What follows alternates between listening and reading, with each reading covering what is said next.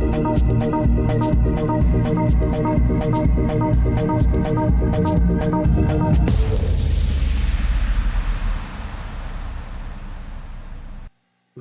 good evening.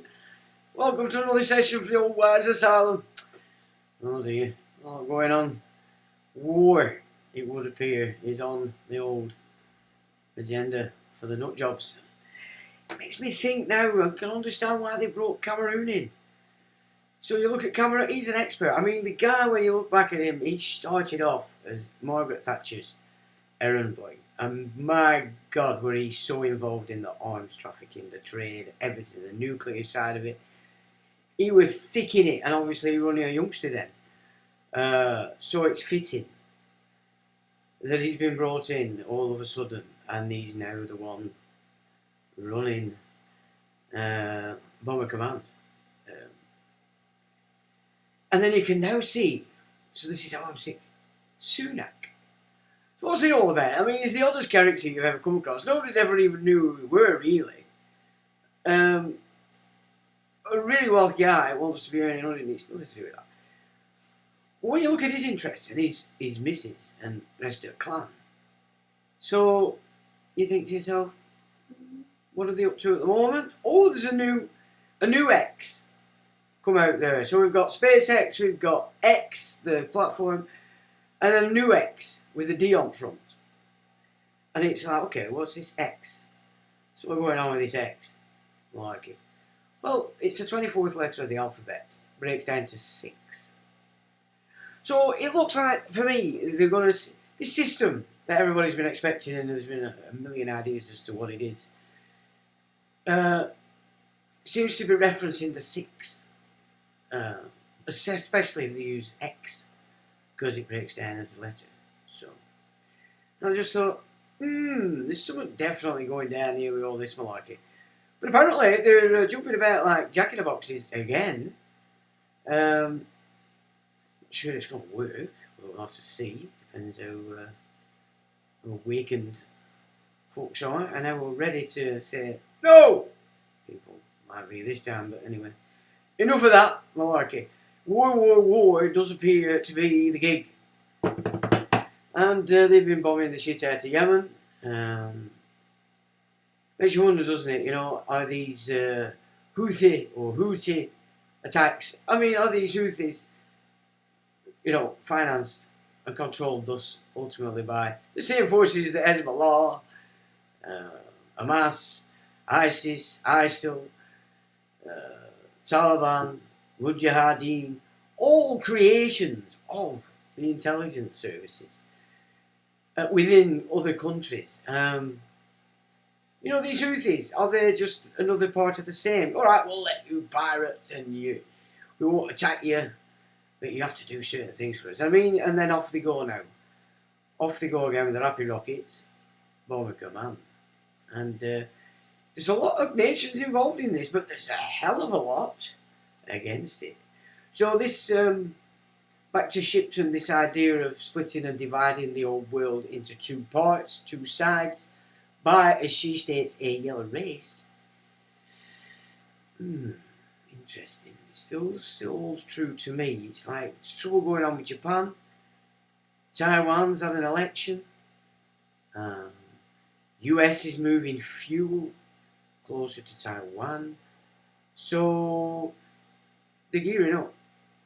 They're gearing up for this like you wouldn't believe. And of course, we all think, oh, well, everybody's enemies, blah, blah, blah, everybody shouldn't attack Russia. But there's some other things that have come to light again, to my mind anyway, this week.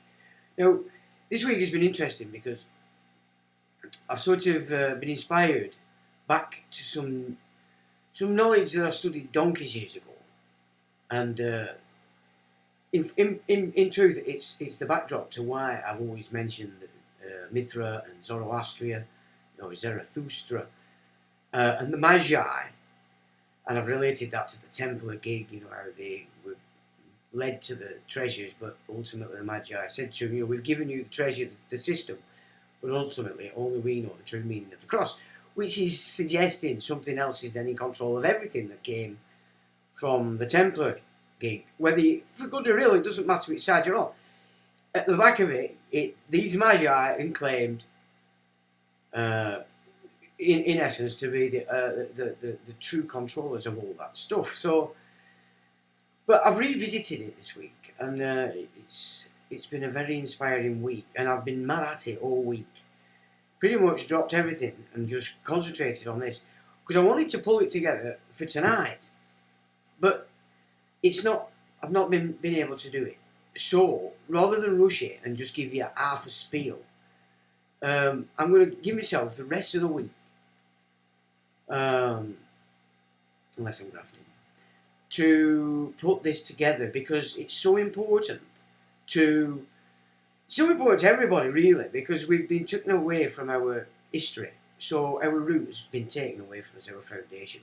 And I think the religions going up their arse, and I'm talking specifically in the West, have actually helped in that respect. So, you know, we're at a point now where we're sort of like, we're lost. What's our footing? What's our foundation? You've got all these stupid nonsense crap coming in from all these orifices.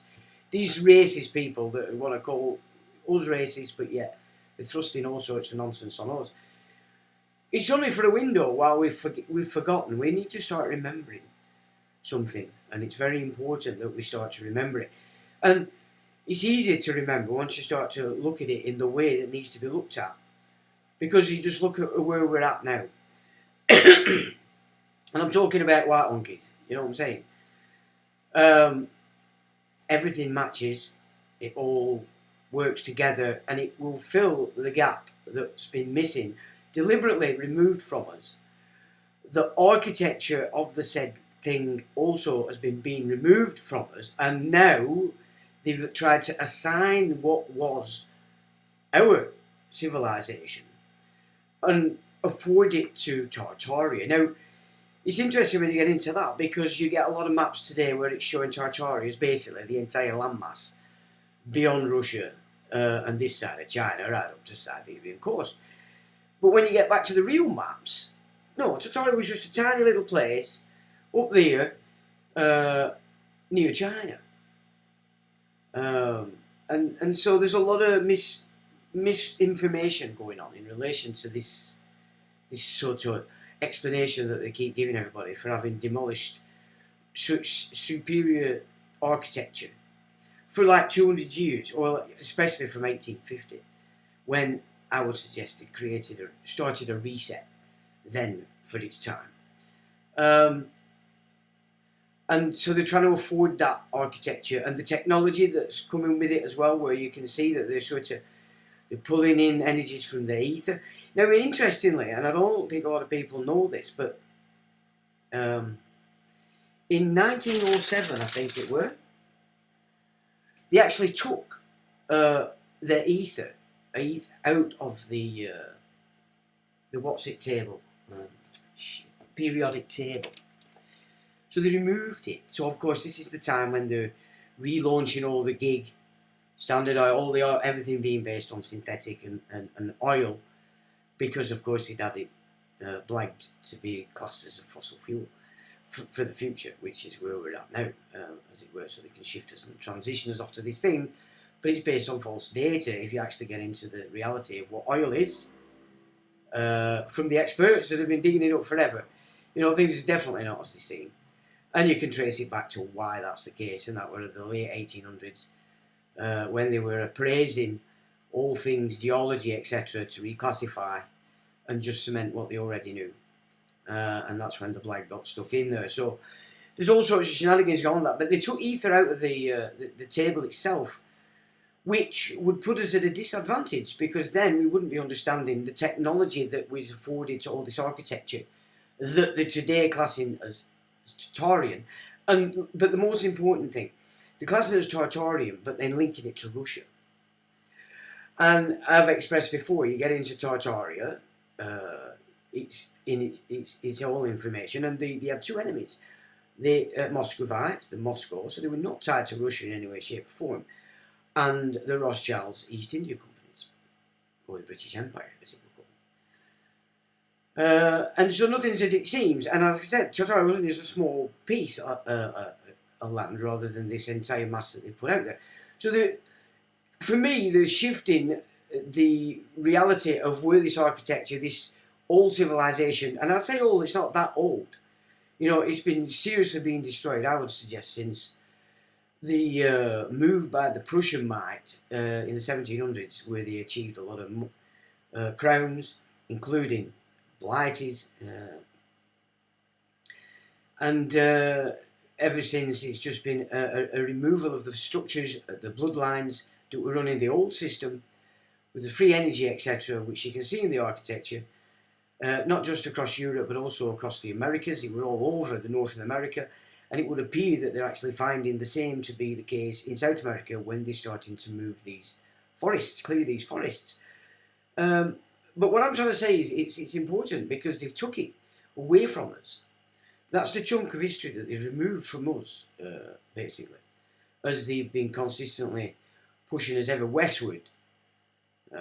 You can say since the Aryan days, because that's where its root is, and because that's who we are, isn't it? But Scythians is the biggest sort of mass of us that there were as we were being pushed ever westward across all these Siberian plains, etc., etc.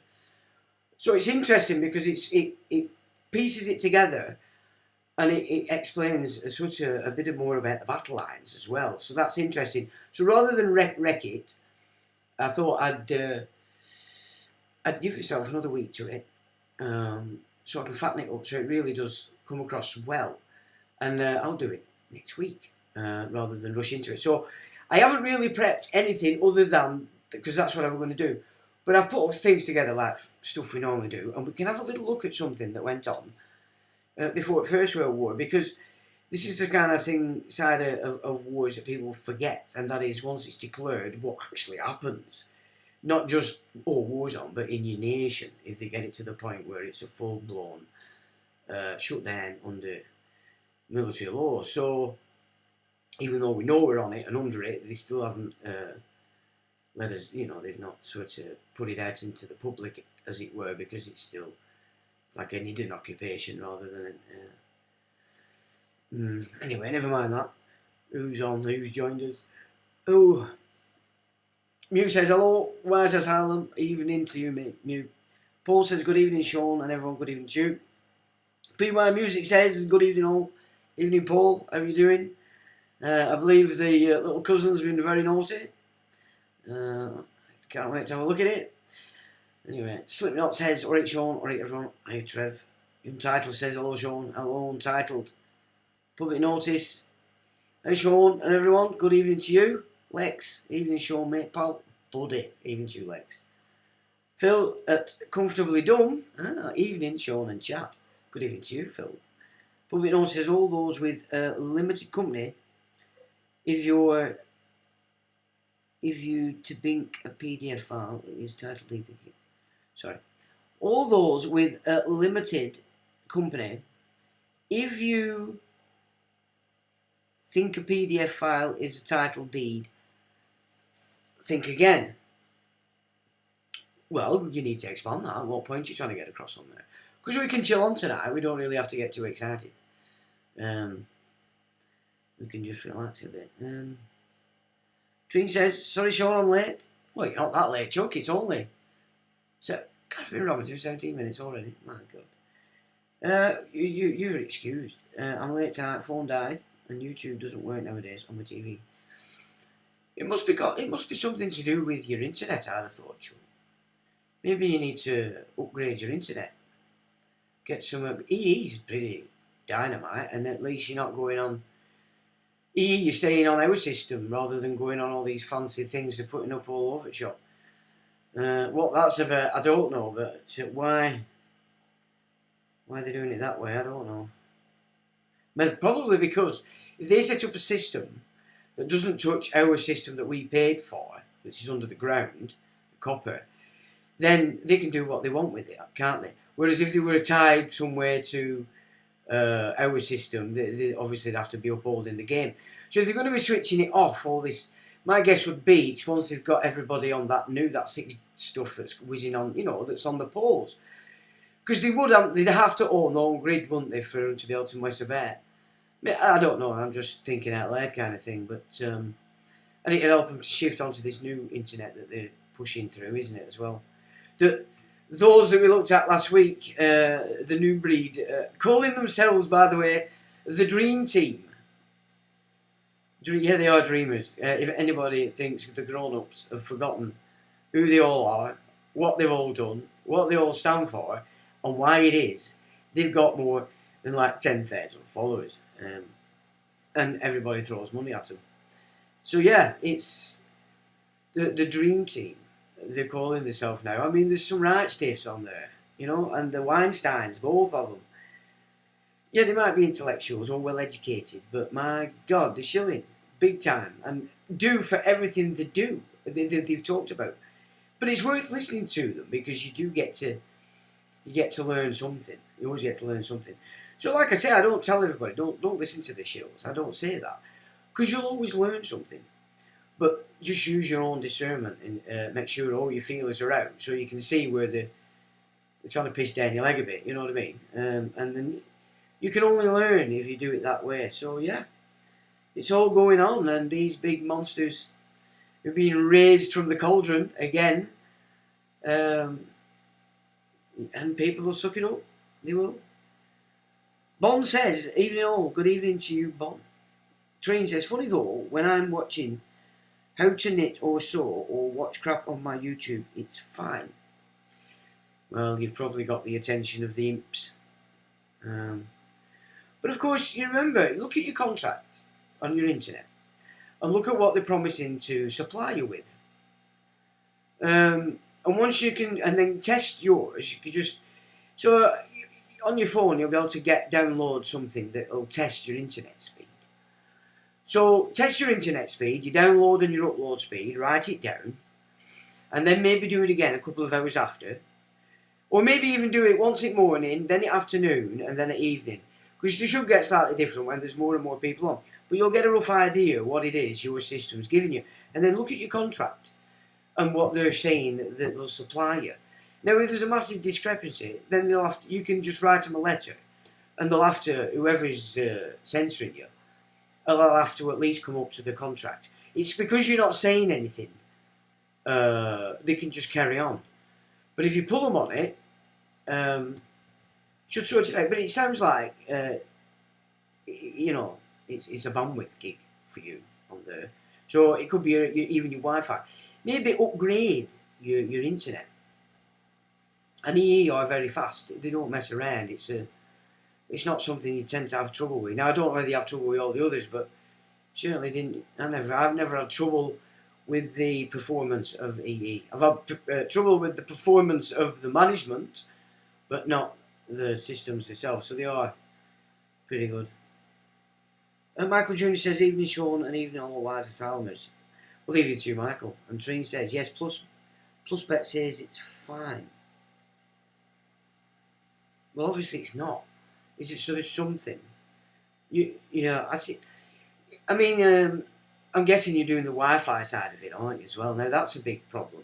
Sometimes you can be in a property that just doesn't give the signal, or maybe there's another frequency in a corner or something. But there's all sorts of reasons why your Wi-Fi can cause you problems.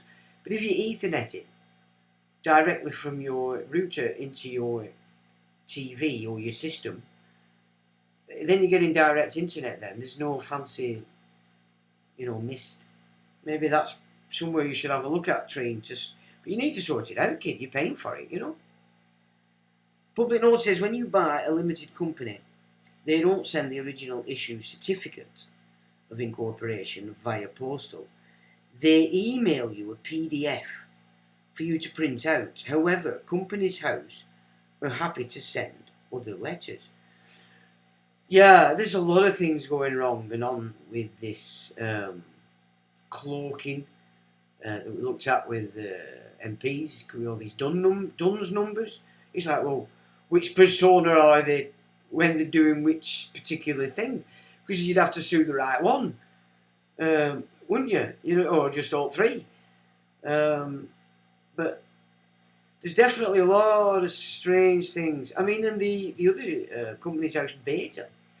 Now that's where most of the blags are going on, because it's pretty much set up so that after all the bug scrape, that if you set up a company that we know it might not last a year, so if you just set going, if it fails, it fails. Just close it down. You don't have to put any files in. So if you want to loan the money for 9-10 months, there you go. And so it's the company's out beta which really is a problem. Now, I wonder if they're slowly demolishing the real company's house and going to transfer it all to this beta. I don't know, but that's where all the identity theft is all that's going on. It's on the company's house beta systems. All this fraud that I've had a peek into, and it's worse than you could imagine. And obviously I'm not majorly code savvy or anything like that, so I can only understand these concepts to a point. So public notice continues. Alright, a train says, hang on. You did call them and they checked, and I'm supposed to be in the super fast.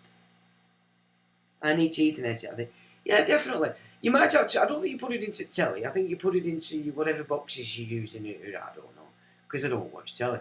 But you shouldn't be having slow. If you're on the super fast, everything should be zipping in. Have you got parental control set up in your router?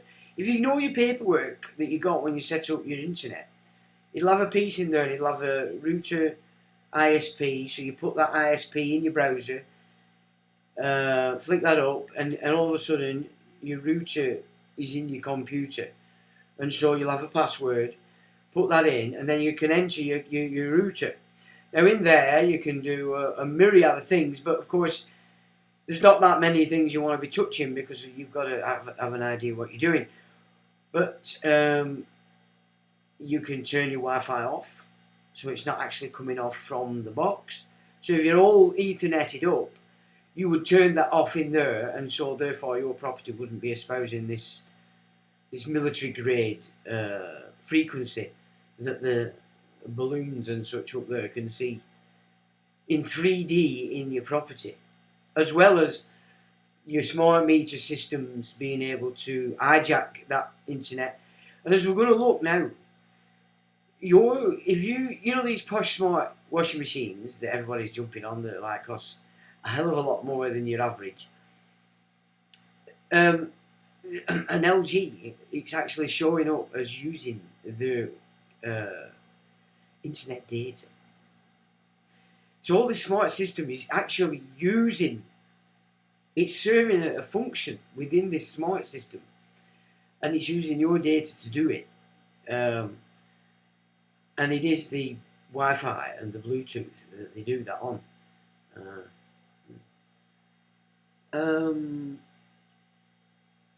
So it's not a title deed, is it? Well, it'll be I don't know. I'd have to see what it is. A PDF. What's it? What does it title itself as? I don't know. But yeah, everything's just not right when you look at how they're supposed to be doing it, and how they're running around it and loopholing it, but they've been at it a long time, and this is how they've sucked all the wealth out.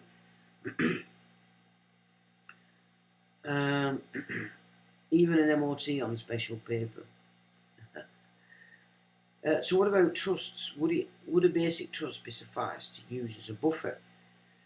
Well, it definitely is, yeah. I mean, the big boys apparently do an LLC first, and you're offshoring it, and then it's a process of how you alternate each specific thing you set up. But basically, they're putting their money offshore, so it's not inland revenue collectible. Remember, it's an income tax. Now, income is not. People think income is just everything, and I've done it myself, and I did all for 16 years, put tax returns in. But really, income is profit. So profit's only on you buy something, you sell it. You've not actually created anything, have you? You've not used your labour so much. That's income. But your labour isn't, it's exchange, isn't it? You're exchanging your labour for. Now they've tidied up with the PEY system and now with the CIS systems for the self-employed, etc. But ultimately, you're not supposed to be paying tax. And when you send your tax return in, it's you sending in your figures and saying, give me my tax back that I've paid on everything. So once I realised I had that upside down, I thought, I'm not doing that again because then I'm stupid. So I didn't. No parental control. Yeah, well, there's definitely something wrong, Joe. Definitely. On fast, it should be whizzing down like a good one. Very limited knowledge of IT stuff. Well, yeah, it is. It's complex if you've never done it before, but it's just once you start looking at it, it's just pretty one thing after another. You know, it's like a jigsaw puzzle. It's not that difficult, but if you upgraded your system, or just check your speeds yourself, and then you've got the data, and if they're not up to scratch to what they're saying that they can provide for you, then you've got that's a breach of contract. So you can let them know you're not happy with that. And the remedy you want, because obviously you want them to be fulfilling the contract and giving you what it is you've been contracted to do, and then tell them how long it's been going on and a little bit of compensation, perhaps. So with a company, a PDF is not a title deed.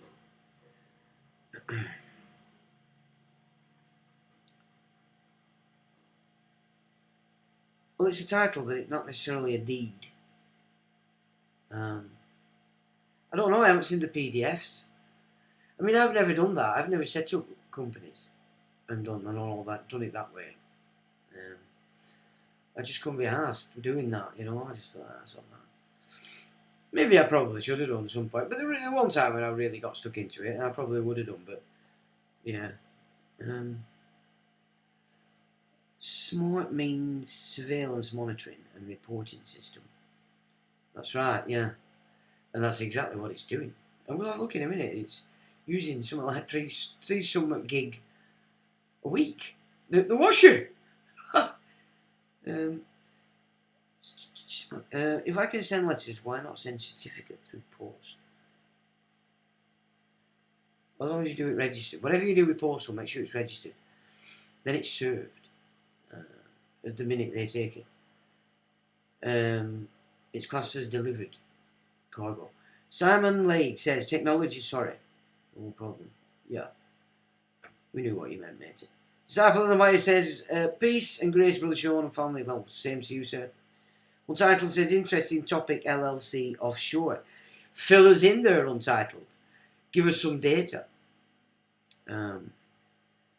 Public Notice says, I see people being using 1099C cancel ATI. I saw Chris Houser's later, somebody showing that somebody had used the 1099C, I think, purchased a car from a dealer, went through no problem, decided to do one a month.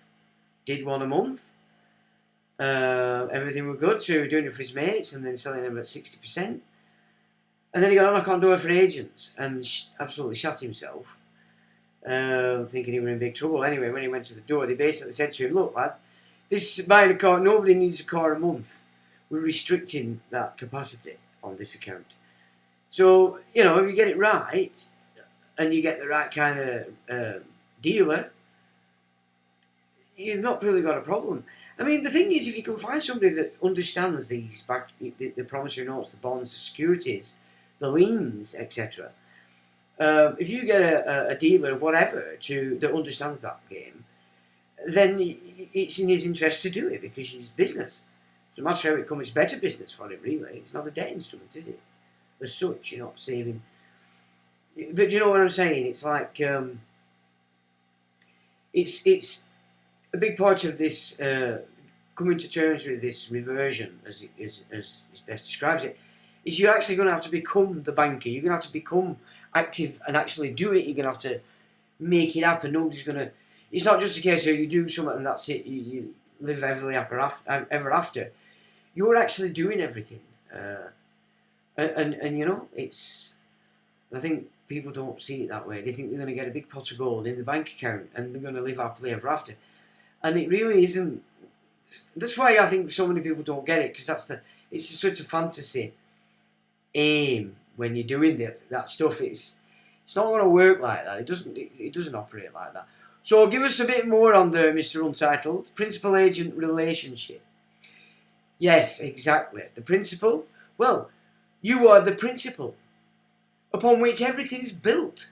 Now, if they identify as an agent, a crown agent, then you identify as a principal. Naturally, you're instructing. They've already accepted that they're an agent. But again, back to the vessel that I've been talking about, again, that's that's the principal vessel, and you come forward as the owner. Again, you've got that partnership. Or you can shut it down. You could shut it down and say, you're not playing out anymore with that, you naughty, naughty boys. Or you can go, yeah, no worries, fair enough. So you owe me a lot of money, but in the meantime, I don't mind using it, I'm just coming. Or some such kind of scenario. So the last few weeks I've been absorbing that, and letting it swim and trying to see if it fits in other ways, etc. It's interesting, let's say, and we do know it's all shipping, so it's obviously got substance. So yeah, the jury's out yet, but I'm playing with it. It's swimming, and so far it doesn't come with any blocks or any sort of bars, as it were. String says, not sure if I devolved it, but I'm sure I've still got the actual paperwork. Good. It's so important you keep these contracts, because people don't look at them as contracts, do they? But that's exactly what they are. And if you've got rid of it, how in the world do you know whether they're in breach of it? You don't. Everything they send you, you need to keep it, because that's your copy of an event, of something taking place in commerce. You must keep records, and the law is for 7 years. After that, they can't come for you. So you've got to think in them terms, especially if you're moving and hoping to come to a point where you can actually start to even consider administrating. Because I think that's a big part of it, actually, as well, that you have to come to terms with, perhaps. And that is, once you've got rid of the fantasy, pot of gold, big bank account, I'm off, or black card, I can do what I want with it, I'm off. Get rid of that, and then see that, well, wait a minute, it means that I'm going to have to behave in this particular way, I'm going to have to be able to communicate in that particular way, I'm going to have to move this, if this occurs, I'm going to have to do that. Once you get to that point, and you just think to yourself, yeah, okay, so that I'm up for that, then I think you can start to see it correctly, because you're not looking for the pot of gold and getting cross when you're hitting it in this aid now. You're getting cross, you've got to get out of that and realise that actually it would be quite a lot of work. It would probably take up 40 hours of your week if you started to get to the point where you were completely acting as executor or agent even, maybe, for the trust.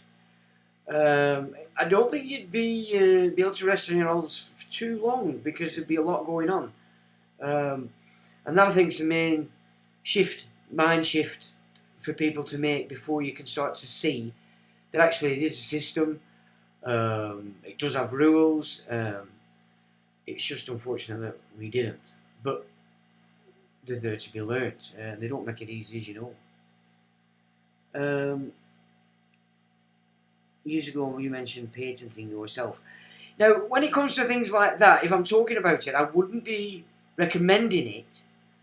We'd be just speaking about it. So yeah, that is another avenue some people have made. It is not something that I would do. So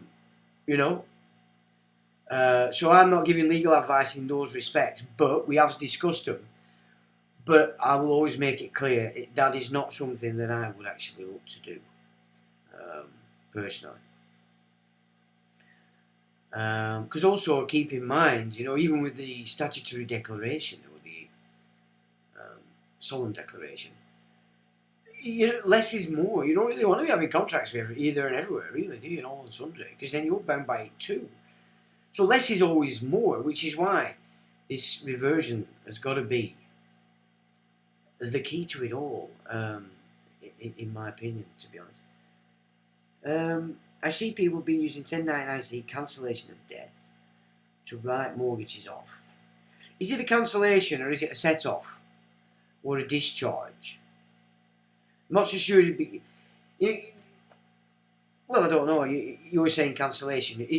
Do you mean cancellation or discharge is set off? To write mortgages off. Well, there's a lot of people talk about it, and it's not something I ever get interested in because I haven't had a mortgage for quite a long time, so I've not ever been excited by it. But I know there's a lot of people about that have claimed they can, they've done, but it doesn't seem to work, does it? Because otherwise everybody's been doing it, because it's been going on for a long time, these so-called ideas. Now, I'm not saying it can't be done, but it would have to be done correctly. And so far I don't know anybody that's done it correctly, outside of making the claim that they have, but they tend not to produce any evidence. So I don't know. They should use 1099-A to buy a new property and not register to buy a new property. And should use 1099-A to buy a new property and not register on land registry. Well, this is the thing. This is where you... So the way you get trapped into that is the first thing you think, oh, I'll buy a house, we need a solicitor. Or maybe you'll go estate agent, but we need a solicitor. Well, the estate agents and the solicitors work hand in hand. Because in the last 30 years, they've been setting up the whole scene in order to get you to do up the properties. And they gave you lots of programs on the TV, do up your bathroom, do up your thing, because the bank's going to nick it one day and we want it in good order. You know what I'm saying? So they've been doing that to you for a long time. You've all done it. You've second mortgage, you've remortgaged, you've done all the shenanigans, blah, blah, blah, blah. And then they've encouraged people to buy to let. And these are the people that have just been hacked with these interest rate rises. So the whole game's been set up with the estate agents, with the solicitors, the courts, etc., to move the properties into a position that they can be scooped up by BlackRock and by the banks themselves, because of course Basel III kicked in and they've been told they have to start to secure solid assets, not paper assets anymore. So if they want gold, they have to have physical gold, and obviously property is a physical asset. So the whole game's been rigged so that it can be scooped up by the banks and by these big, huge equity companies. Yeah. So I don't know. I know what you're saying. I've heard all about it. I've seen a lot of people. I've listened to what they've had to say. But I'm not so sure that it does actually work based on the stuff that's actually been put out. I think things have been proved to be incorrect. Blah, blah, blah, blah, but like they always do, they just run off to the side and pretend they don't know you. It's all very confusing as there's differences in opinion on what we need to do. Precisely. The reason why I'm not mamming on about it, and I haven't for a while, is because I'm just looking again. And then once we think we'll start to do it. I mean, they might be able to... I don't sort of want to put people on false paths at the moment. And I think because a lot of people are probably not thinking of it in this way anyway, so it'd all be brand new. And plus, we don't want them to all know what we're doing. Do it either.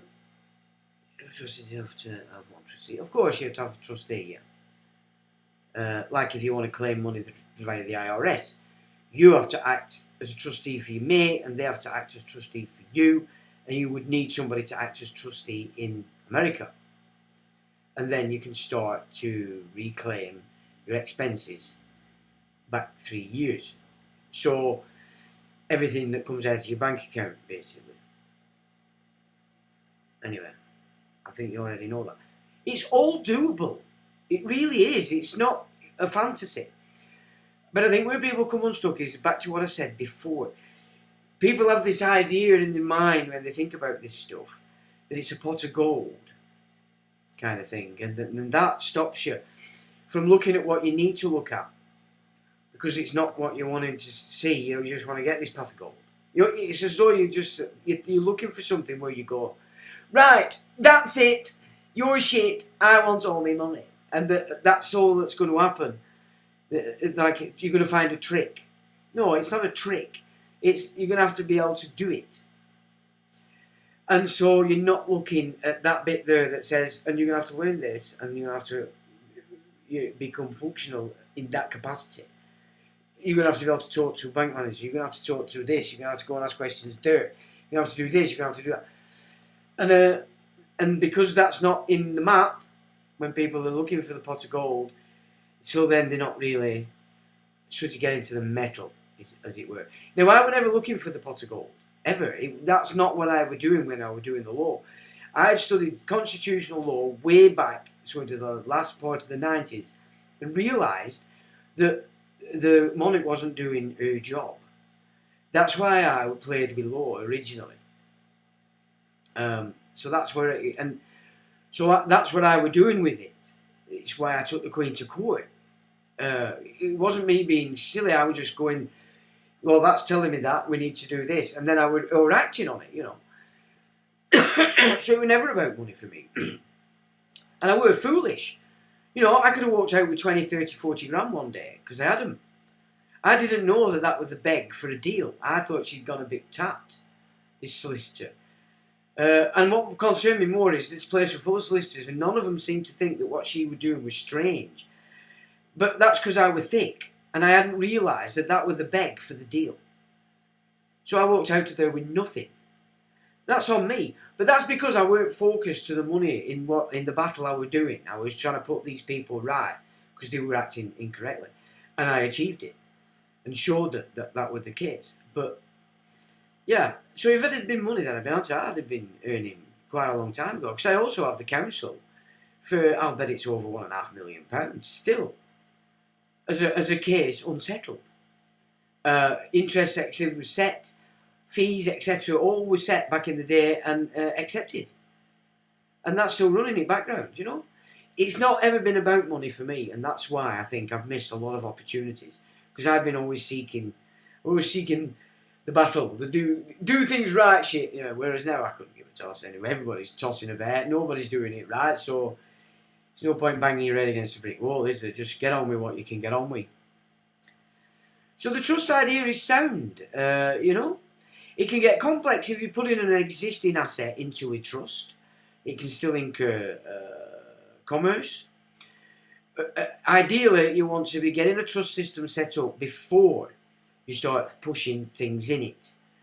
And in that sense, that's the way that you can manoeuvre around not being liable on your own personal income tax. And because it's a trust, you're not subject to any of the other taxes either. So again, it's one of them. If somebody handed you a bona fide, bulletproof trust tomorrow, perfect to your needs, you'd have to get a great trustee, somebody you trust and somebody that knows what they're doing. And again, you're putting all your assets in the hands of the trustee because they become the legal owner. Yeah, you're the beneficial owner, but they're the trustee. It pretty much controls everything. And there's only so, you know, they're quite protected in a lot of senses as well. And even to the point where if what you're saying as a beneficiary goes against the interest of the trust and the other beneficiary, they can actually, yeah. So when you're thinking of these trusts, the backdrop to the trust, which is basically if there's a problem down the line that the trustee can go, right, what's the answer to that problem, blah, blah, blah, blah, blah. So you have a big backlog to a trust, which is the rules, regulations for any event. And that's important that you get that right. So, but the deed itself, the trust deed, is the face of it. And that's where you're positioning who you are, who your secondary beneficiaries are, etc., and the rest of it. You're putting it into that just a deed. And then you've covered it in all the such a codes and the small print. So that if there's a problem arises, 200 years or something down the line, you can open it, and the trustee will know exactly what to do because you'll have covered it. So you can cover yourself, but it gets a bit dodgy if you're trying to put what you already own into a trust. Now, one way around that is to gift. So you can gift So let's say you own property, we're at risk. Somebody you trusted, which today is getting more and more difficult, let's be honest, you could gift it to them. Now, they won't be able to do anything with it for 7 years. After the 7 years, it becomes a gift. It's not subject to any of the taxation. It saves also on inheritance tax as well. So there's always ways around these things. And because you and we haven't been educated to these systems, that's why we don't understand them, and that's why we don't ever get anywhere in commerce. We're not trained that way to see things. We see things in such a low grade way because, of course, most of us came up working class. And even if you came up middle class, you're still an employee, basically. You know, they're not trained to be employees. They're trained to collect assets, collect real, tangible assets, not, fill your bank accounts with debt instruments called money, or rather currency. Trust is like running a business, says Untitled. Yeah, absolutely. So what I was saying, sorry, I got a bit off there. So you think about it, if you're buying a property, you get a solicitor. The other guys have got a solicitor. The solicitors between them are conspiring to ensure that the sale of the property, all the contracts that the property is already in transfer to the new owner. The trust that's going to own it. So that's you in your name. That's their job, to transfer all the contracts, everything. If you bought something off Paddy up on field, and you did a deed, you set a deed together, you had 2 witnesses, or maybe 3 even, of sound men, now not pissheads from down at Blockade, real, trustworthy men kind of thing, as to witness that you give him the cash or whatever it is you're exchanging. It can be cat shit, horse manure. He gives you a bill of sale. You've got that bill of sale. That's your deed of ownership for whatever it is. It's witnessed. Yeah? Then that property is exchanged hands without commerce. So when I was looking into that, that's the sort of game you'd have to play. So then you'd be operating then in the private, wouldn't you? Together. Now, you could put that property into the trust that you've created. Yeah, and of course, if you've got a trust on land, then it's the LLP that gets it offshore. Am I right there? Untitled. It's the LLP that's the offshore side of it, I think. June as Sean said, you need to know what you're doing. Exactly, and it's also what I learned in this last few years about as sort of willing somebody might be to do and get stuck in. There's so many tricks that these people have been playing out forever, and the only way you get them is experience. And so a lot of newbies can fail right at the get-go, not because they're inept and not because they're not trying, but because there's just so many tricks that you can only get somebody ready for the tricks that you know, the tricks that you're expecting. But even so, it's such a different game when you stood in a courtroom. And so many people that do this stuff, who talk about this stuff, have never, ever stepped foot and tried it out in real time. They're playing in a computer game, giving out the advice. Yeah, it's okay. There's a lot of stuff that's out there that's sound in its value and it's sound in the fact that you're correct.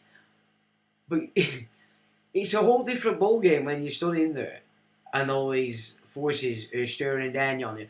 God knows what entities they've got in there that they're conjuring the night before the date they've set for your court date. You know what I'm saying? I mean, everything. You can feel it when you go in them places.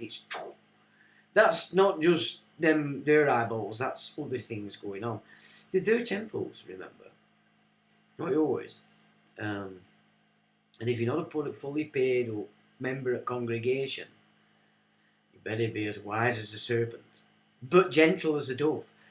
You don't want to get them excited. They shit themselves all the time anyway when you start throwing things back at them. The last thing you want to do is add to that excitement by getting them cross. And then you can be in a bit of deep water. Unless you know what you're doing. But I've said, haven't I? With what we've done in this last couple, well, it's more than a year now, but it's been interesting. I'm pulling it together. Although I'm just transcribing some newbie stuff. And then I'll pull it all together and look at what I've got. Because we've covered pretty much everything that I've ever covered in the past and some. So it's going to be interesting to see how the data, how it folds down to a lot less than what we've collected. And what it's saying to me. It's probably what I'm looking forward to most. One title says, I know where you're coming from, same experience. And you were talking about a couple of years ago, I started to use the liens, conditional acceptance maxims, etc. Got as far as public notary to read sign for me when the buggers tell me to do it against all these CEOs. They told me to pull out as they realised there was a problem. There's so much time and effort training others up as well. It came to FO. Yeah, you see, you can't really do it groupy. That's the problem. Because you're dealing with your trust. Well, it's their trust, but your interest in that trust is beneficial. Yeah. A beneficiary kind of thing. You've got to get it just perfect. And I think we've covered so much of the nuance of it. I mean, I'm hoping so anyway. I work with the seasons, me. And I have done for a very, very long time. And this is a time right now of looking inside, looking at everything that you're doing in a deeper level. That's what this time now, winter's about. There's less sun, so it's not for energy. It's not throwing energy at you. It's saying, put that energy inside that you've got going on yourself, and just deepen your awareness of everything around you and everything that's going on. So I'm not pushing right this minute because I know the work's been done in relation to pulling together. We are still pulling some things together again that are a bit, new. But I can't see anything major new coming in. I think we've covered everything. Pull it together and let's see what it says.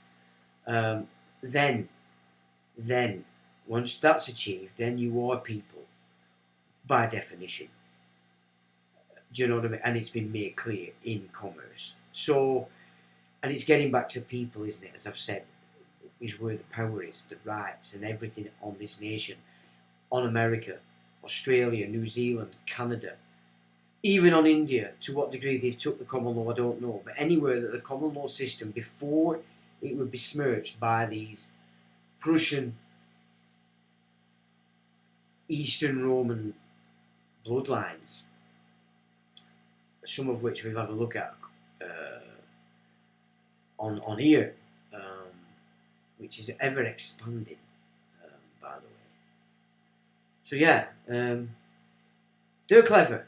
They have created a system, laid it on us in a manner that we don't know. And you go into school and you're being taught to be an employee. Your whole mindset, your map, 100%, whether you like it or not, is set and limited to, I am an employee. You can see people that are not so much for that. They want to be self-employed. They don't want to necessarily rule the world, but they don't want to be employed. And that's me. That's what I've done most of my working life. I don't like the fact that I'm, under somebody else. Unless they have to be, they have to be smart cookies, and then I can respect what they're doing, and I'm happy to learn. But most people I find are nothing, not even come close to wanting to do things correctly. It's all in the drawer along with other law crime. Blah blah blah. Mark Kish and Christopher, what a shill. Yeah, I mean he's with that Nazira thing, innit? Why trust a group gain knowledge where the creators group can block you? They're making money. They've made a lot of money off a lot of people, and that should be a lesson. But then, did you learn something as well? Just to learn that all what they're saying is garbage is something worth learning. If it costs you a bit of money, does it matter? you got stuck in. At least you're on the path. You're trying. You're not just thinking about it. You're not just pressing keyboard. You're moving it into the physical, and everything that way. You can't make anything happen. You have to think it, energize your emotional self, and then put it into action. You've conjoined the mind and the emotions. Bang, act it, make it. The universe will pull together what it is you need. But just be patient, because not everything comes day after. Think, well, I did that today. Where's my £1,000,000? Where's my villa? Why am I not in LA? Yeah. The first 12 months of any new enterprise is absolutely insidiously difficult. And it's not. And you're not tied to succeed either at the end of the 12 months. That's just business. That's just the way the game works. Whatever you were selling, whatever you were doing, there's another 50 out there competing with you. So, it's no easy gig, is it? That's why so many people are happy to be an employee. Comfort. They can get, but then they're not really moving to do anything in their life, are they really? And that's why they're happy. Not everybody's that way, and it's good that that's the case. Right, where are we? Where is it? Oh, I've left it at the bottom. So, why is my LG washing machine using 3.6 gig of data? A day, sorry, not a week. And that's what they pulled up looking into the back end of their data usage. And my niece wants to know if she donates her hair to Locks of Love and the recipient of her hair commits a crime and leaves her at the crime scene, will her DNA be found all over the crime scene and thus incriminate her? I'd say yeah, and she's age 12. Now, I didn't know this was going on, so obviously this Locks of Love is encouraging flea bags to send in locks of hair. Now, okay, that's a good point that she's brought up, but there's also another very serious thing when it comes to hair, your nails, cuttings, blood. That has your DNA in it, and that can be read by the unseen, nasty boys and girls. So, those using the arts, if they can get hold of your hair, if they can get hold of some blood or fingernails, then they can send things to find you very easily, because they have your codes, they have your map. So again, that's another bad idea as to why you should be sending your hair anywhere. So I just thought those two were interesting. But they're 3.6 gig a day. Client name LG Smart Laundry 2 Open. That's your smart grid. UNTD exactly. What's that?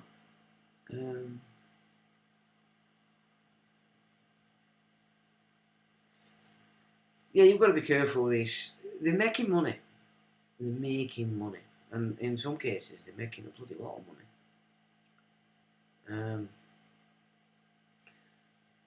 Oh, that's a bit fast. Wait a minute. Where is it now? The truth about socialism. Stalin, 62 million dead. 21 million dead Hitler. 49 million dead Mao. That's socialism. And it's not to be sniffed at. And this is in relation to the tunnels they've found. It says, Shabbat Lubavitch community is pained by the vandalism of a group of young agitators who damaged the synagogue below Shabbat headquarters at 770 Eastern Parkway Monday night. These odious actions will be investigated. Now, of course, they're trying to divert that onto a group of young agitators. It's not exactly what happened. Now, this is interesting for the fuel on planes. They say that the 747 carries 63,500 gallons of fuel. Now, that tank holds 60,000 gallons of water.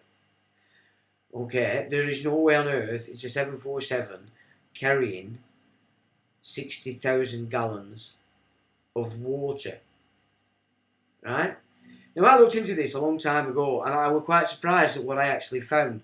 Not just about the fuel, but also about these engines. And now even a contrail coming out of them is not correct. And these were engineers going through the mechanics of a jet engine. So I found that as well, which I thought were rather interesting. So there's so much fakery that we've all had shoved down our neck. And it seems to be in every single arena you can imagine. Every single one. It's not just, the big ones that everybody talks about. No matter what it is we've had thrown down our neck, it's false. To hide something else. Yeah, crazy. Not much going on in the old ritual apart from the public support for the royal family has dropped below 50% for the first time according to findings from a new poll.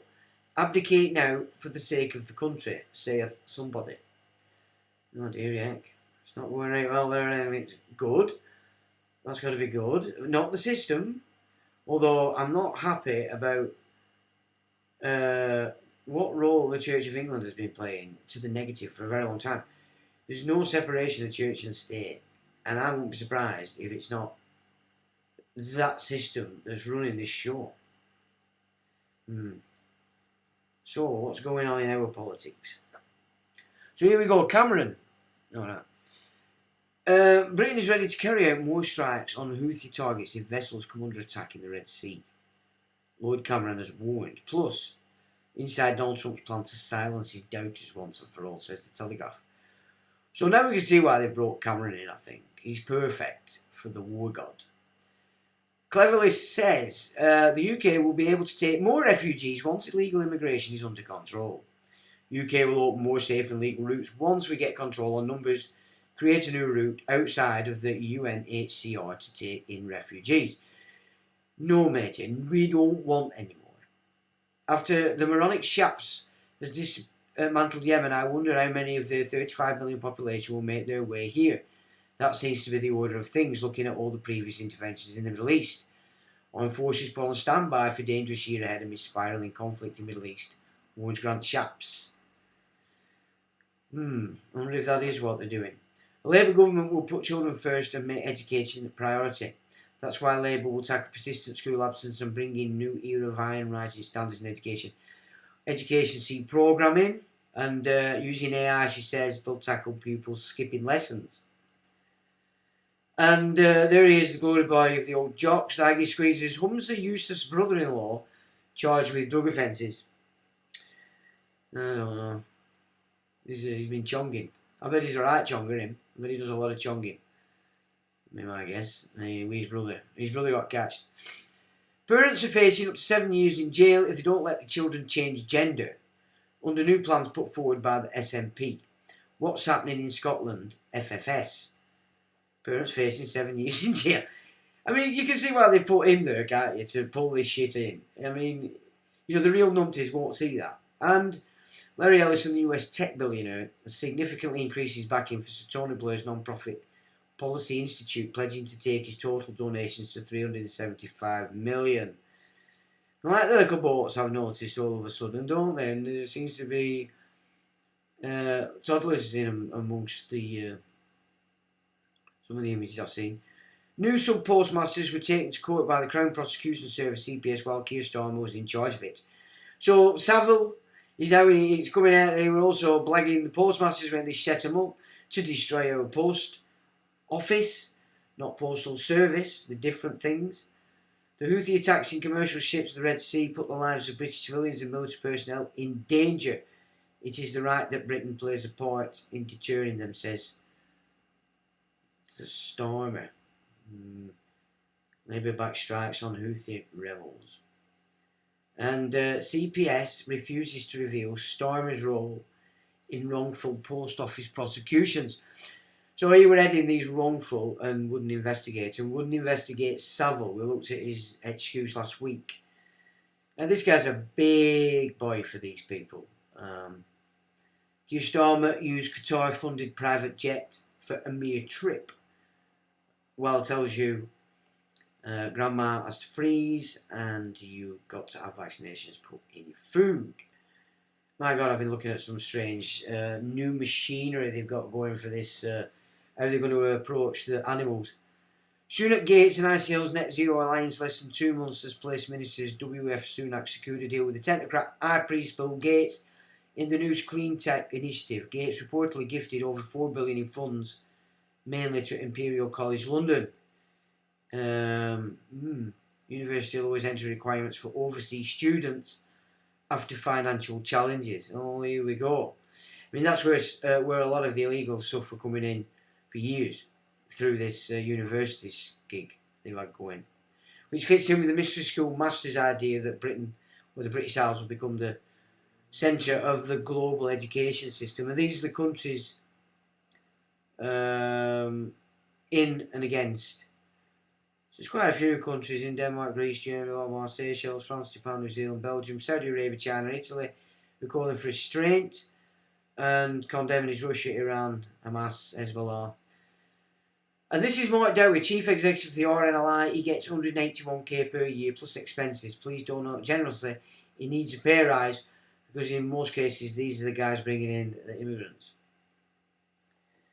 So there we go. Not the best. 181 grand. And Clarkson says apparently it's far right now to grow food. Bring on this tractor revolt. So he wants to copy what the Germans are doing. The Germans have copied the Dutch with the tractors and are blocking everything. And from what I can gather, it's not being spoken about on the old telly. And this is 12 minutes after they started. Sunak confirms that RAF had carried out strikes against military facilities, he says, used by Houthi rebels in Yemen. He has the UK will always stand up for freedom of navigation and free flow of trade. Exactly the same thing as Keir Starmer said. And Cameron is worried that Israel may have broken international law in Gaza. Well, that might be interesting. What's the game there? So, on the one hand, we're all supposed to be best mates with Israel. Our boys are out there now kicking ass. But they might have been naughty. And also, they've got the new hero, the fruit bat, over there in Argentina to reclaim the Falklands, while he's also now just shifted into becoming a Jewish person. So, what goes on there?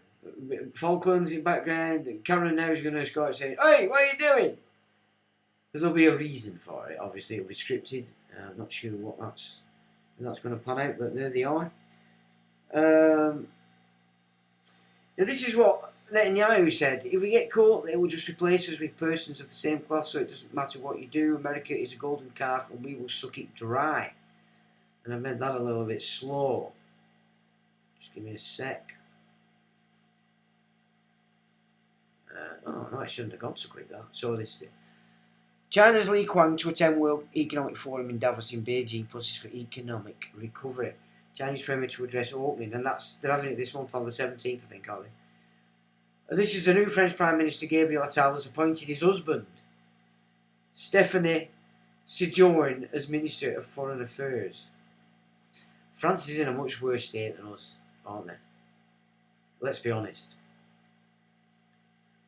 Woman is not a mixed sex category. Parents who refuse to allow the children to change gender face jail time under SMP conversion therapy ban. So that's up there in Aggie Squeezer You've got to let your flea bags have their winkle cut off.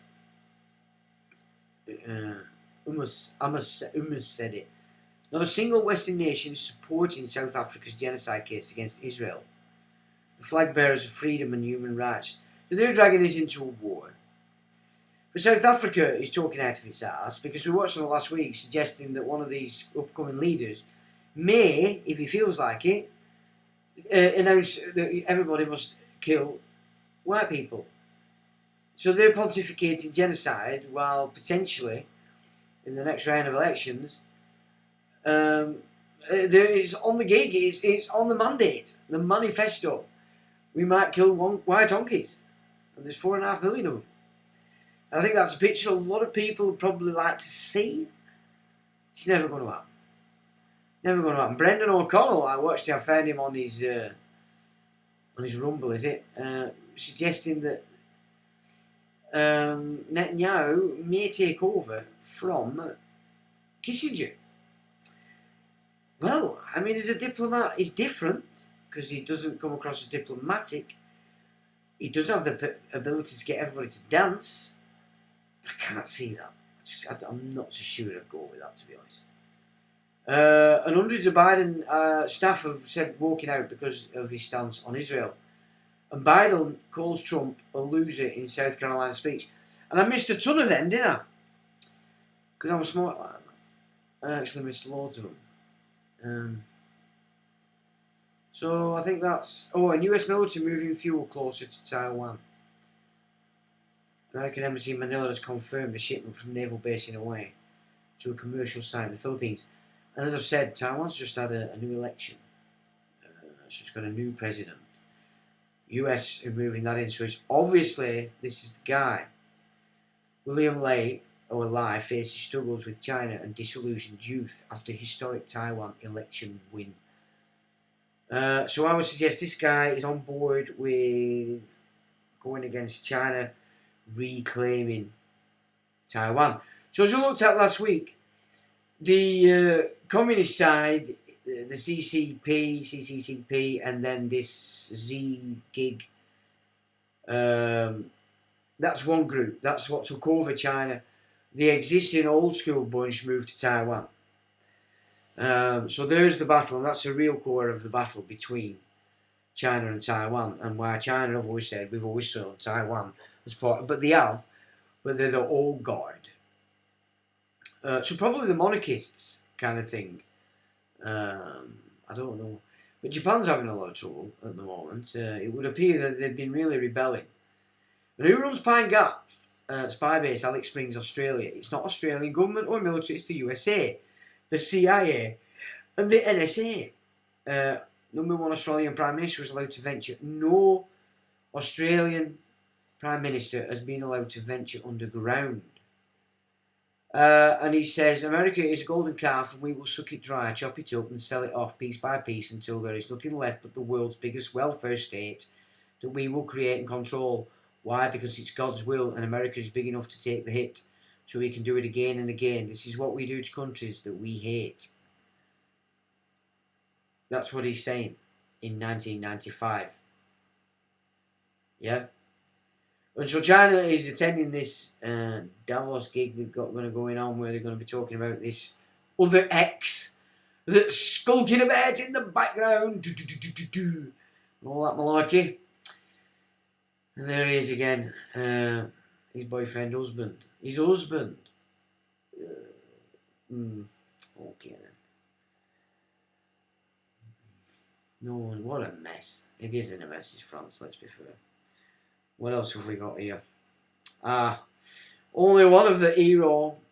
Since his victory, the nutjob has fired 5,000 government employees, eliminated 380,000 government regulations. That's a lot. He limited 12 of 21 cabinet posts. Ooh. Opened up the oil industry and proposed welfare cuts for people who block roads. In his there, it's all calling it turning point action. So there he is, the fruit bat. Once the fall comes back, it's converted to Judaism, and it's Argentina. And of course, the big Pope out there today, didn't he spend most of his time in Argentina? In fact, he's not born in Argentina. So we can pretty much assert that the same forces surrounding the Jesuits are still in control there in Argentina.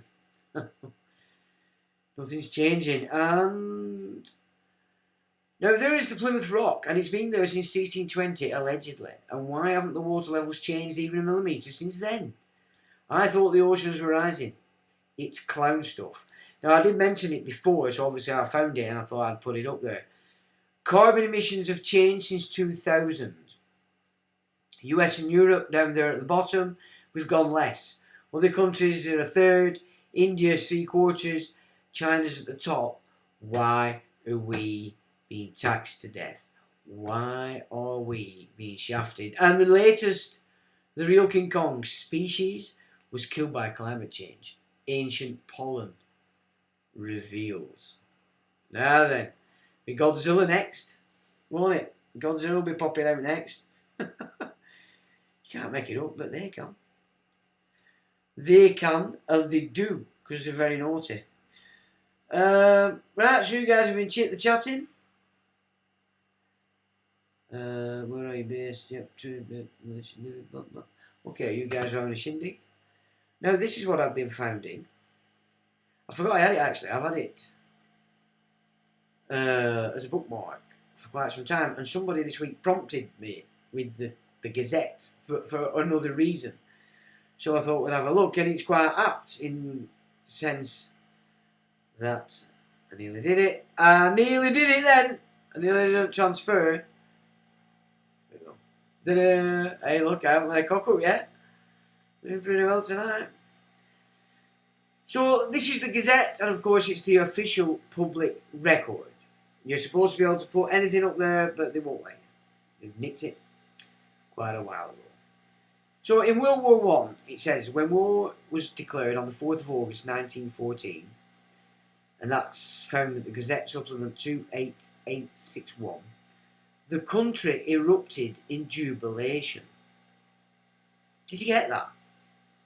So when the War Cabinet and the nut jobs leading this nation on the 4th of August 1914 said, we're all going to war, the country erupted in jubilation. Now, what does that tell us about the people in that time? Not the brightest on the tree. However, behind the scenes, the government was becoming increasingly fearful. Trade unions had a long history of holding employers to ransom. The suffragettes were causing unrest in the quest for universal suffrage, funded by the Rockefellers. And there was a deep mistrust of German business and spies within our midst. Fearing insubordination and disorder, the government rushed the Defence of the Realm Act, or DORA, through Parliament, and that's in Gazette Supplement 28859. The proclamation stated, we strictly command and enjoin our subjects to obey and conform. Subjects. Did you get that? Subjects. To obey and conform to all instructions and regulations that may be issued by us or our Admiralty or Army Council.